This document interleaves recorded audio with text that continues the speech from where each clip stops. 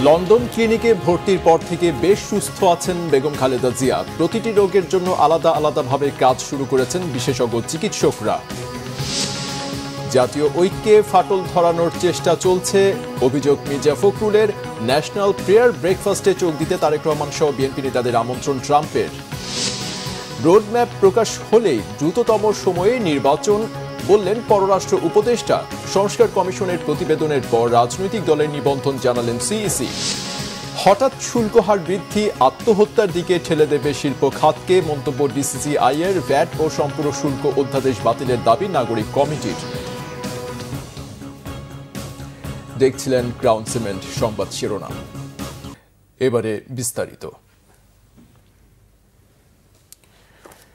BNP chairperson Begum Khaleda Zia গত ৮ জানুয়ারি London ক্লিনিকে ভর্তি হওয়ার পর থেকে বেশ সুস্থ রয়েছেন বলে জানিয়েছেন তার ব্যক্তিগত চিকিৎসক ও বিএনপির স্থায়ী কমিটির সদস্য ডাক্তার জাহিদ হোসেন। শনিবার স্থানীয় সময় বিকেল 3:15টায় বেগম খালেদা জিয়ার স্বাস্থ্যের সবশেষ আপডেট জানাতে লন্ডনের ক্লিনিকের সামনে ব্রিফিং করেছেন তিনি। লন্ডন থেকে বিস্তারিত জানাচ্ছেন মোহাম্মদ আব্দুল হান্নান। মার্লিবনের লন্ডন ক্লিনিকে 4 দিন ধরে চিকিৎসারত বিএনপি চেয়ারপারসন বেগম খালেদা জিয়া। বেশ কিছু পরীক্ষা নিরীক্ষার ফলাফল হাতে এসেছে। প্রতিটি রোগের জন্য বিশেষজ্ঞ চিকিৎসক আলাদা আলাদাভাবে কাজ শুরু করেছেন বলে জানিয়েছেন বেগম খালেদা জিয়ার ব্যক্তিগত চিকিৎসক ডাক্তার জাহিদ হোসেন। লন্ডন ক্লিনিকের সামনে তিনি সাংবাদিকদের এ তথ্য জানান। চিকিৎসার মধ্যে গতকাল বিকেল থেকে কিছু পরিবর্তন আনা হয়েছে, শারীরিকভাবে ওনাকে আরও সুস্থ রাখার জন্য এবং তার সুস্থতা যাতে এত দ্রুত হয় সেসব বিষয়ের দিকে খেয়াল রেখে আমাদের চিকিৎসকদের সাথে পরামর্শক্রমে এবং ওনাদের নিজস্ব যে গাইডলাইন, নিজস্ব যে প্রোটোকল লন্ডন ক্লিনিকের, সে অনুযায়ী ওনার চিকিৎসা ওনারা চালিয়ে যাচ্ছেন। এবং আমরা দেখতে পাচ্ছি যে উনি 8 তারিখের তুলনায় আজকে যদি আমরা চিন্তা করি তাহলে স্বাভাবিকভাবেই ওনার শারীরিক অবস্থা কিছুটা স্থিতিশীল আছে এবং এভাবে যদি চলতে থাকে তাহলে হয়তো আগামী কয়েকদিনের মধ্যেই হয়তো দেখা যাবে যে শারীরিক অবস্থা সম্পর্কে আরও সুনির্দিষ্টভাবে কিছু কথা বলার সময় আসবে। বেগম জিয়ার জন্য তারেক রহমানের বাসা থেকে রান্না করা খাবার নিয়ে আসা হচ্ছে এবং সবসময় পাশে থাকছেন তারেক রহমান, তার স্ত্রী ডাক্তার জুবাইদা রহমান সহ পরিবারের সদস্যরা। পরিবারের পক্ষ থেকে, আমাদের ভারপ্রাপ্ত চেয়ারম্যানের পক্ষ থেকে আমরা কৃতজ্ঞতার সঙ্গে স্মরণ করি এবং আমাদের দলের পক্ষ থেকে আমরা জন্য কৃতজ্ঞতা জানাই, ধন্যবাদ জানাই এবং আপনাদের মাধ্যমে সবার কাছেই আমরা ওনার জন্য সুস্থতার জন্য দোয়া কামনা করি। আপনারা দোয়া করবেন যাতে উনি আশু রোগ মুক্তি হয়, আমরা আরও সুস্থ হয়ে উনি দেশে ফেরত যেতে পারেন, সেজন্য আপনাদের মাধ্যমে সবার কাছে আমরা দোয়া চাই। ৭৯ বছর বয়সী Begum Khaleda Zia liver cirrhosis, kidney, হৃদরোগ সহ নানা রোগে আক্রান্ত দীর্ঘদিন ধরে। বেগম খালেদা জিয়ার জন্য দেশবাসীর কাছে দোয়া চাইলেন যুক্তরাজ্য বিএনপির সভাপতি এম এ মালেক। প্রাণপ্রিয় নেতা দেশনায়ক তারেক রহমান, উনি সেইখানে কন্টিনিউয়াসলি ভিতরে আছেন। ডক্টর জুবাইদা আছেন, ওনার নাতনিরা আছে। তো উনি বেশ এবং ডাক্তাররা, দেশি বিদেশি ডাক্তাররা কন্টিনিউয়াসলি তারা পরীক্ষা নিরীক্ষা করে মেডিসিন দিচ্ছেন এবং উনি মাশাআল্লাহ সুস্থর দিকে আসছেন। বেশ কয়েকদিন ধরে যুক্তরাজ্যে প্রচণ্ড ঠান্ডার সতর্কতা চলছে। এ সময় বিশেষ করে যারা শিশু ও বয়স্ক রোগী তাদের বেশি সতর্ক থাকার পরামর্শ দেয়া হয়েছে। ঠিক একইভাবে সতর্কতা অবলম্বন করা হচ্ছে বেগম জিয়ার ক্ষেত্রেও। বেগম খালেদা জিয়ার চিকিৎসা শুধু কি এই লন্ডনের ক্লিনিকেই হবে নাকি পরবর্তীতে যুক্তরাষ্ট্রে নিয়ে যেতে হবে সেটি বলার এখনও সুযোগ আসেনি বলে জানিয়েছেন তার ব্যক্তিগত চিকিৎসক ডাক্তার জাহিদ হোসেন। এছাড়াও তিনি বলেছেন বিখ্যাত এই হাসপাতালে সব ধরনের সুযোগ সুবিধা সহ খুবই গুরুত্ব সহকারে বেগম জিয়ার চিকিৎসা হচ্ছে। লন্ডন ক্লিনিকের সামনে থেকে মোহাম্মদ আব্দুল হান্নান, বাংলা ভিশন, যুক্তরাজ্য। এদিকে লন্ডন ক্লিনিকে চিকিৎসারত বিএনপি চেয়ারপারসন বেগম খালেদা জিয়াকে দেখতে হাসপাতালে যান বিএনপির স্থায়ী কমিটির সদস্য মির্জা আব্বাস। 11 জানুয়ারি লন্ডনের স্থানীয় সময় বিকেল বেলায় স্ত্রী আফরোজা আব্বাসকে সাথে নিয়ে বেগম জিয়াকে দেখতে যান তিনি। এ সময় হাসপাতালে চিকিৎসারত বেগম জিয়ার চিকিৎসা ও তার শারীরিক খোঁজ খবর নেন বিএনপির স্থায়ী কমিটির এই সদস্য। তার সঙ্গে এই সময় যুক্তরাজ্য বিএনপির সভাপতি, সাধারণ সম্পাদক সহ অন্যান্য নেতারা ছিলেন। হাসপাতাল থেকে বেরিয়ে সাংবাদিকদের সঙ্গে কথা বলেন মির্জা আব্বাস। তিনি জানান, বেগম খালেদা জিয়া আগের চেয়ে অনেক সুস্থ আছেন এবং দেশবাসীর কাছে দোয়া চেয়েছেন। বেগম খালেদা জিয়া দেশের খোঁজ রাখছেন বলেও জানান তিনি। মানসিক অবস্থা আল্লাহর রহমতে বরাবর ভালো ছিল, এখনো ভালো আছে। উনি মানসিকভাবে অনেক শক্তিশালী আছেন, এখন শক্ত আছে। রাজনৈতিক কোনো কথা আমরা বলি নাই, তবে উনি আমাকে জিজ্ঞেস করেছেন দেশের বর্তমান অবস্থাটা কি আছে। এখন দেশবাসীর কাছে দোয়া চাচ্ছি ওনার জন্য, যে উনি সুস্থ হয়ে উঠবেন, যেন দোয়া করেন। তো আমি আশাবাদী যে উনি ভালো দিকে যাচ্ছেন। বিএনপি মহাসচিব মির্জা ফখরুল ইসলাম আলমগীর জানান, জাতীয় ঐক্যে ফাটল ধরানোর চেষ্টা করছে দেশেরই কিছু মানুষ, তবে তারা সফল হবে না। কোনো হঠকারিতা নয়, বাংলাদেশকে নতুন করে নির্মাণের স্বপ্ন বাস্তবায়নে ধৈর্য ধরার পরামর্শ দেন তিনি। নির্বাচন হলে সংকটগুলো দূর হয়ে যাবে বলেও জানান বিএনপি মহাসচিব। রিপোর্ট করছেন সিকান্দার রেমান। আমার বাংলাদেশ পার্টি বা এবি পার্টি বিগত স্বৈরাচার বিরোধী আন্দোলনের সময় গড়ে ওঠা এই দলের প্রথম জাতীয় কাউন্সিল হয়েছে রাজধানীর সোহরাওয়ার্দী উদ্যানে। কাউন্সিলরদের ভোটে এবি পার্টির প্রথম চেয়ারম্যান নির্বাচিত হয়েছেন মুজিবুর রহমান মঞ্জু। সাধারণ সম্পাদক হয়েছেন ব্যারিস্টার আসাদুজ্জামান ফুয়াদ। বিএনপি মহাসচিব মির্জা ফখরুল ইসলাম আলমগীর বলেন, গত 16 বছর লড়াই সংগ্রামের মূল লক্ষ্য ছিল গণতান্ত্রিক বাংলাদেশ গড়া। 700-রও বেশি নেতাকর্মী গুম, সব মিলিয়ে 20,000-এরও বেশি নেতাকর্মীর জীবনের বিনিময়ে বাংলাদেশ এ পর্যায়ে এসেছে। ভয়াবহ দানবের হাত থেকে রক্ষা পেয়ে এখন বাংলাদেশকে নতুন করে গড়ে তোলার স্বপ্নটা যাতে নষ্ট না হয় সে বিষয়টি খেয়াল রাখার কথা বলেন তিনি। এখানে আমাদের কোনো বিভেদ নেই, কিন্তু দুর্ভাগ্যক্রমে আমাদের দেশেরই কিছু মানুষ তারা আজকে বিভিন্নভাবে এই ঐক্যে তারা কিছু ফাটল ধরানোর চেষ্টা করছেন। আমি জানি সেই চেষ্টা সফল হবে না। আমরা অবশ্যই সম্মিলিতভাবে ঐক্যবদ্ধভাবে আমাদের যে লক্ষ্য সেই লক্ষ্যে আমরা পৌঁছতে সক্ষম বলে আমি বিশ্বাস করি। বাংলাদেশকে নতুন করে নির্মাণের স্বপ্ন বাস্তবায়ন করতে ধৈর্য ধরার কথা বলেন বিএনপি মহাসচিব। রাষ্ট্রের সংকট দূর করতে কোনো হঠকারী সিদ্ধান্ত না নেয়ার কথা বলেন তিনি। নির্বাচনটা কেন দ্রুত চাই? এই কারণে দ্রুত চাই যে নির্বাচনটা হলে আমাদের যে শক্তি সেই শক্তি আরো বাড়বে, যে সরকার থাকবে, পার্লামেন্ট থাকবে, সেটা অনেক বেশি শক্তিশালী হবে। আর যে সংকটগুলো সৃষ্টি হয়েছে সেই সংকটগুলো দূর হয়ে যাবে। আমরা তো এই কথাও বলেছি যে আমরা নির্বাচনের পরে আমাদের দল থেকে আমরা বলেছি যে আমরা একটা ঐক্যবদ্ধ জাতীয় সরকার করতে চাই, সবাই মিলে রাষ্ট্রের সমস্যার সমাধানগুলো আমরা করতে চাই। রাজনৈতিক দলগুলো অন্তর্বর্তী সরকারকে সমর্থন দিচ্ছে। এখন সংস্কারের পাশাপাশি নির্বাচনের পথে এগিয়ে যাওয়ার কথাও বলেন বিএনপি মহাসচিব। সিকান্দার রেমান, বাংলাভিশন, ঢাকা।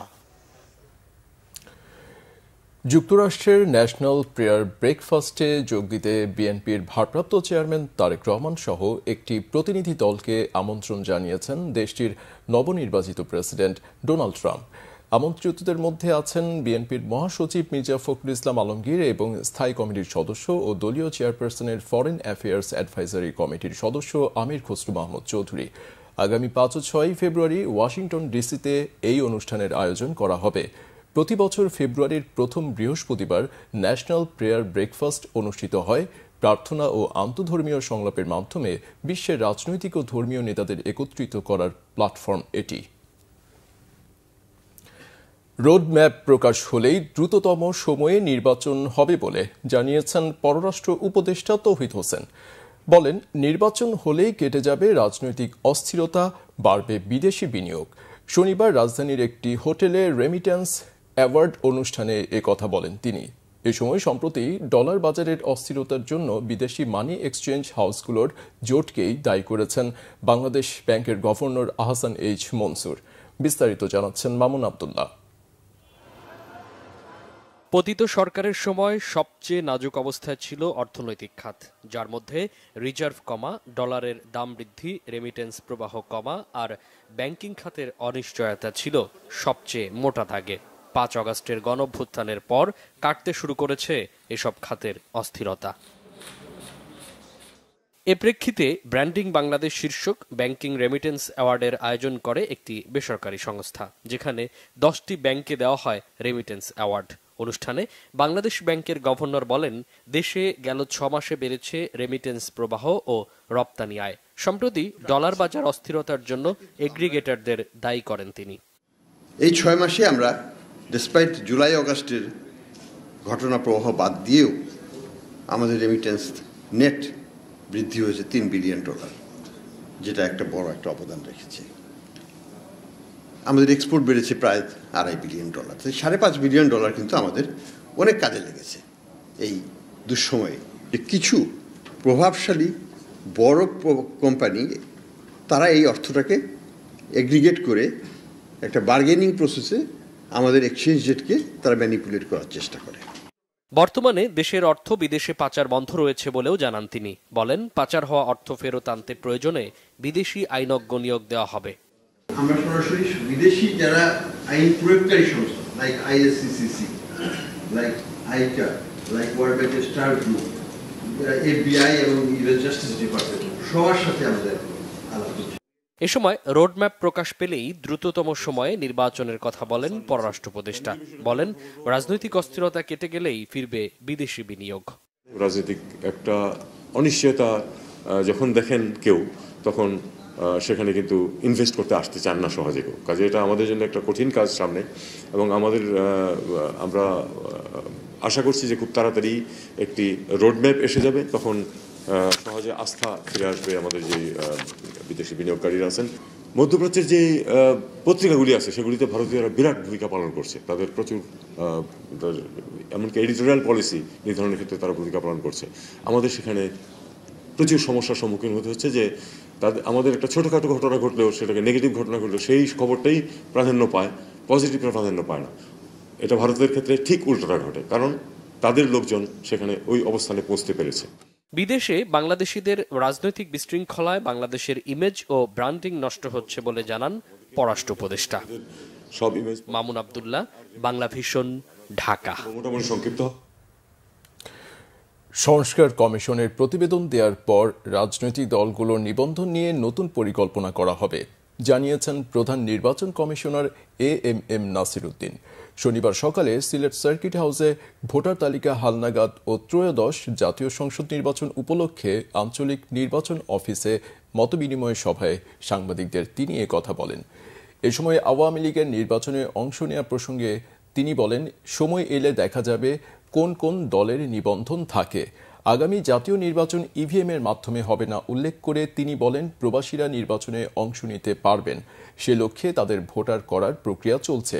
এছাড়া একদিনে জাতীয় ও স্থানীয় সব নির্বাচন করা কোনোভাবেই সম্ভব না বলে জানিয়েছেন CEC।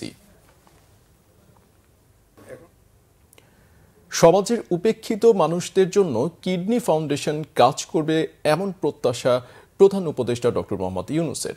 শনিবার ভার্চুয়ালি সিলেটে 150 শয্যা কিডনি ফাউন্ডেশন ও সমাজ কল্যাণ অধিদপ্তরের যৌথ উদ্যোগে নির্মিত হাসপাতাল উদ্বোধন শেষে কথা বলেন ডক্টর মোহাম্মদ ইউনূস।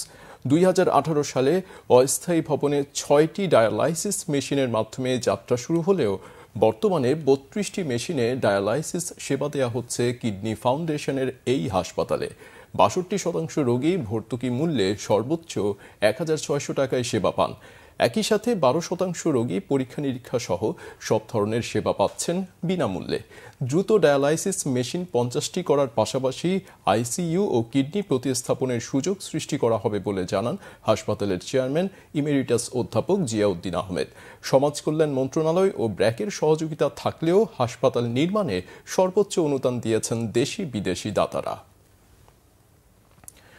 অর্থবছরের মাঝখানে হঠাৎ শুল্ক হার বাড়ানো শিল্প খাতকে আত্মহত্যার দিকে ঠেলে দেয়া বলে মন্তব্য করেছেন Dhaka chamber of commerce DCCI এর সভাপতি তাসকিন আহমেদ। তিনি বলেন, অন্তর্বর্তীকালীন সরকারের শুল্ক বাড়ানোর সিদ্ধান্ত অর্থনীতিকে নতুন চ্যালেঞ্জের মধ্যে ফেলল।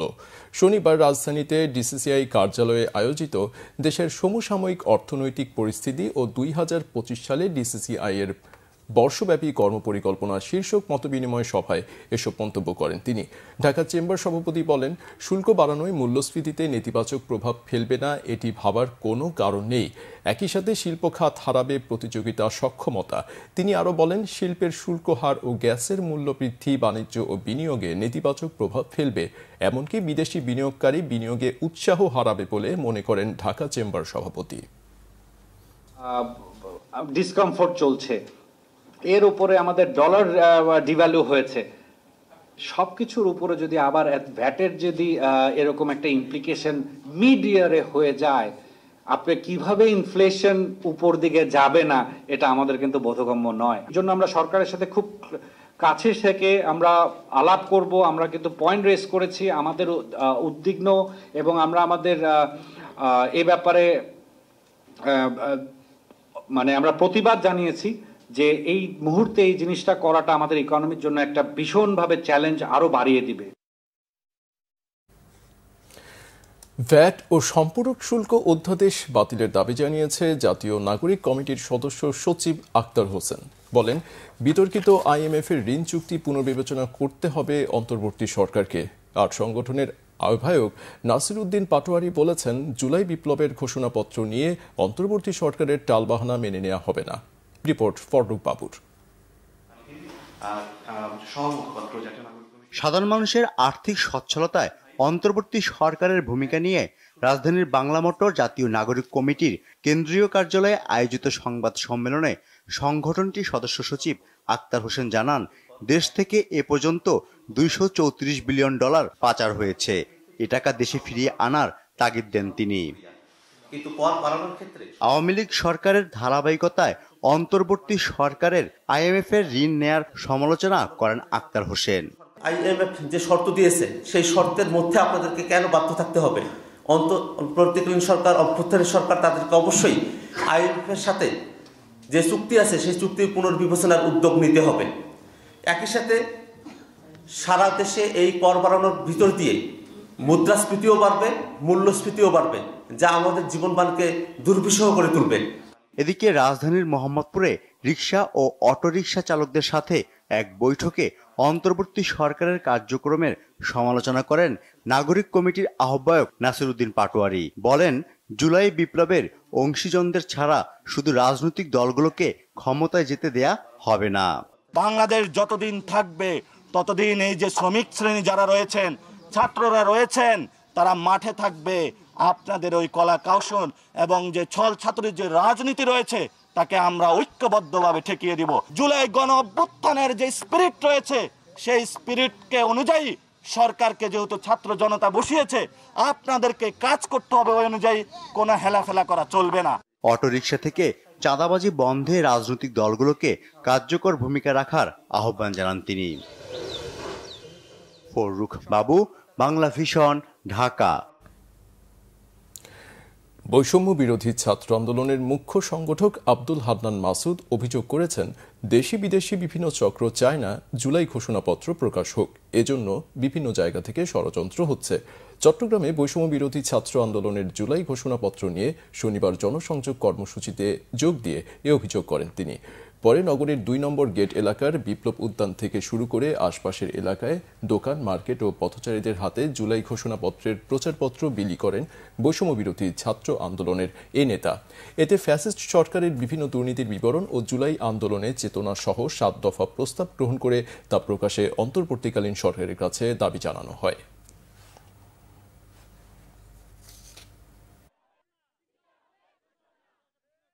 জুলাই প্রক্লেমেশন বাংলাদেশের মানুষের মৌলিক অধিকারগুলো নিশ্চিত করার ক্ষেত্রে একটি অগ্রগণ্য ভূমিকা পালন করবে বলে আমরা মনে করি, যার কারণে দেশি বিদেশি বিভিন্ন শক্তি চায় না যে জুলাইয়ের প্রক্লেমেশন হোক।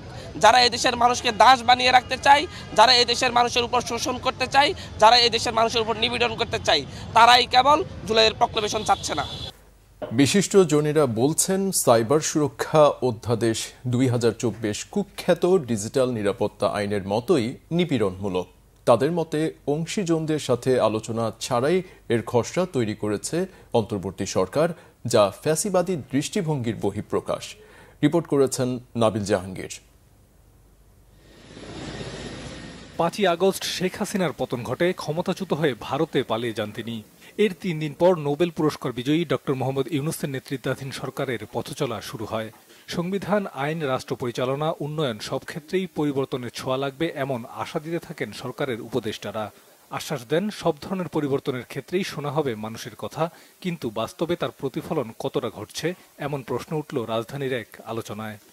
যেই সরকার এখন আছে, আমরা তো আশা করি এটা জনগণের দাবিতে এই সরকার এসছে, আমরা তো আশা করি তারা জনগণের লেন্স দিয়ে দেখবেন, এবং সেই জিনিস যদি যতক্ষণ না হয় সত্যিকার অর্থে পরিবর্তন হবে না। এখনো যদি ফ্যাসিবাদের লেন্স দিয়ে আমাদের দেখা হয়, সেই লেন্সের মাধ্যমেই যদি আইন তৈরি করা হয় এবং সেই লেন্সের মাধ্যমে দেশ চলে, তাহলে সত্যিকার অর্থে আমরা স্বাধীন হইনি। আলোচনায় আওয়ামী লীগ সরকারের আমলে নিবর্তন আইনের শিকার হওয়া ভুক্তভোগীরা তুলে ধরেন তাদের দুঃখের কথা। এন্ড অফ দ্য ডে তারা 2 বছর 7 মাস পর কিছু বের করতে পারেনি। আমার উকিল জিজ্ঞাসা করছে যে ছোট মানুষ 18-19 বছর বয়স, জামিন দেন। তো বলতে জাস্টিস বলছে যে না নন বেলেবল সেকশনে আমি জামিন দিতে পারবো না। র্যাব এবং অন্যান্য বাহিনীর ক্রস ফায়ার এবং অন্যান্য বিষয়ে লিখেছিলাম, সেগুলোকে নিয়ে আমার বিরুদ্ধে ডিএসএ মামলা দেয়। বলা হয় আমি বিভিন্ন বাহিনীর বিরুদ্ধে কথা বলছি, দেখেন আমি নাকি রাষ্ট্রদ্রোহী। পট পরিবর্তনের পর ডিসেম্বরে সিএসএর পরিবর্তে নতুন আইন সাইবার সুরক্ষা অধ্যাদেশ 2024 বা সিএসওর খসড়া তৈরি করে অন্তর্বর্তী সরকার। এর প্রক্রিয়া নিয়ে প্রশ্ন বিশিষ্টজনদের।